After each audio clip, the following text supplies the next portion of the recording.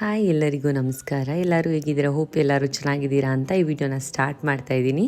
ಅವ್ವ ಯಾವ ರೀತಿ ಟೊಂಬಿಟ್ಟು ಮಾಡುತ್ತೆ ಅನ್ನೋದನ್ನ ನಿಮಗೆ ಕ್ವಿಕ್ಕಾಗಿ ತೋರಿಸ್ತಾ ಇದ್ದೀನಿ. ಬನ್ನಿ, ಇಲ್ಲಿ ಅವ್ವ ಒಂದು ಜಾರ್ಗೆ ಕಡಲೆ ಹಾಗೆಯೇ ಏಲಕ್ಕಿನ ಹಾಕಿ ಪುಡಿ ಮಾಡಿಕೊಂಡು ಒಂದು ಅಗಲವಾದ ಬೋಸಿಗೆ ಹಾಕ್ಕೊತೈತೆ.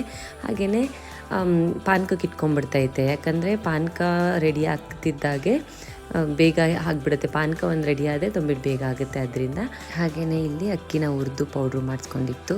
ಅಕ್ಕಿ ಹಿಟ್ಟನ್ನ ಹಾಕ್ಕೊಂಡು ಮಿಕ್ಸ್ ಮಾಡ್ಕೊತೈತೆ. ಇಲ್ಲಿ ಕಡಲೆ ಬೀಜನ ಬಳಸ್ತಾ ಇದೆ. ಹುರ್ಕೊಂಡು ಕಡಲೆ ಬೀಜನ ಅದು ಸಿಪ್ಪೆ ಎಲ್ಲ ತೆಗೆದು ಒಡಪು ಮಾಡ್ಕೊಂಡು ಬಳಸಬೇಕು.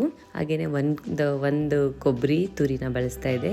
ಇಲ್ಲಿ ಬಿಳಿ ಎಳ್ಳಿರಲಿಲ್ಲ, ಅದರಿಂದ ಕರಿ ಎಣ್ಣೆ ಉಜ್ಜಿ ಅದನ್ನೇ ಬಳಸ್ತಾ ಇದೆ.